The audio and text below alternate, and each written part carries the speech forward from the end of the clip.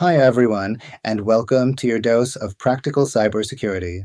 Today, we're diving into the first line of defense in your organization's vast digital world: identity.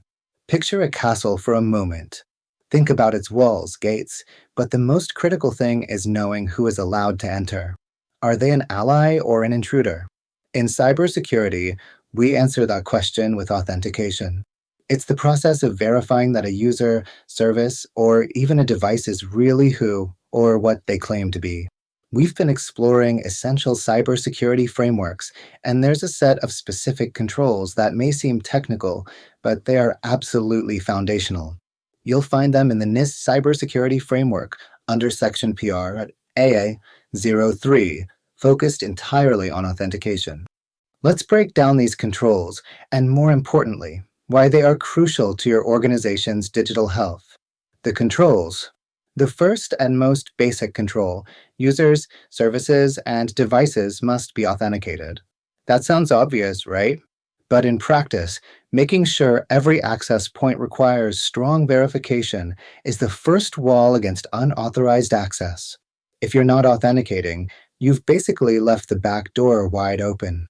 Next, enforce policies for minimum password strength, PINs, and similar authenticators. Weak passwords are like leaving the key under the doormat. Complexity, length, and expiration policies, when implemented properly, make brute force or guessing attacks far more difficult. It's basic hygiene, but often the most overlooked. In today's world, where the concept of a secure perimeter is fading, static trust just doesn't work anymore. That's why another key control is re-authenticate users, services, and devices periodically based on risk, especially in zero-trust architectures. In a zero-trust model, you don't trust someone just because they're logged in. You continuously validate access based on context. This limits the damage if a session or credential that was valid initially gets compromised later. It's a dynamic defense for a dynamic threat landscape. Another critical but often forgotten control: make sure authorized personnel can access essential accounts in emergencies. This is your plan B when everything else fails. During a disaster or cyber attack, key personnel need to act fast. This control ensures there are secure mechanisms in place for emergency access without letting standard security protocols become roadblocks to recovery. It's smart security that thinks ahead for crisis operations. Real-world implementation. These 5 PR.AA03 controls from NIST's Protect category are the backbone of identity and access management. But how do we implement them in the real world? That's where management frameworks like COBIT come in. COBIT 4.0, for instance, guides the establishment and maintenance of IT governance processes. Implementing policies like those around passwords requires well-defined processes, which COBIT covers in areas like PO 6.4, policy implementation. And who ensures staff know how to follow those policies? COBIT's DS7, User Training and Education, is all about recognizing and addressing the need for user security training. Investments needed for things like MFA or regular re-authentication are managed through processes like PO5, IT Investment Management, which ensures the value is justified and costs are controlled. If you're working with authentication vendors, PO 4.15, Vendor Relationships, helps guide that too. So, if NIST tells you what to do, COBIT helps you manage how to do it within your organization. Threat context: MITRE ATT&CK. But there's one more critical piece. How do we know what we're defending against? How do we set priorities? That's where the MITRE ATT&CK framework becomes invaluable. MITRE provides a knowledge base of real-world tactics, techniques, and procedures, TTPs, used by attackers.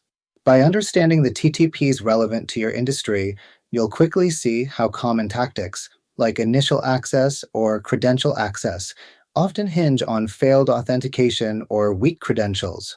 MITRE lets you map your authentication controls to specific threats, helping you spot strengths and weaknesses. This threat-based view allows smarter prioritization of investments and defense efforts. You're not just deploying controls because you should, you're doing it because they defend against actual attacks that could impact your organization. Take spear phishing, for example. If CISA advisory is highlighted as a top threat, then strengthening authentication, especially with MFA, is a direct, threat-informed priority. Integrating standards. Frameworks like ISO 27001 also play a part in your overall security strategy. MITRE complements these by adding a more dynamic, threat-driven perspective that can help inform risk management decisions. NIST, COBIT, MITRE. They're not silos. They're parts of an ecosystem that, when used together, help you build a strong, proactive cybersecurity posture, not just checking boxes, but defending against real adversaries. Looking ahead, we've only scratched the surface of authentication controls and how they connect to governance and threat intelligence.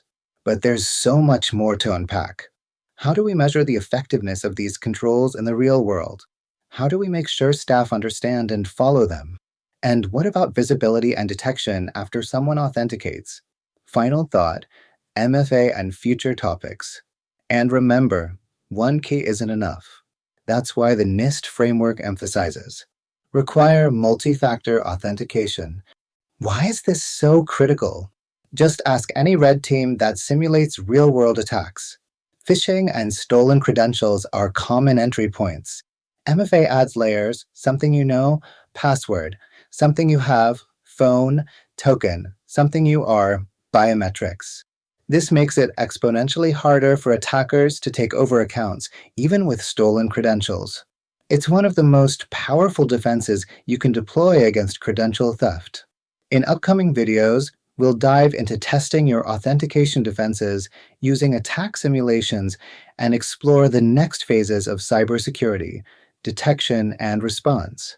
Don't miss what's next, where we connect these foundations to real incident actions. If you found this useful and want to keep learning, make sure to subscribe and turn on notifications.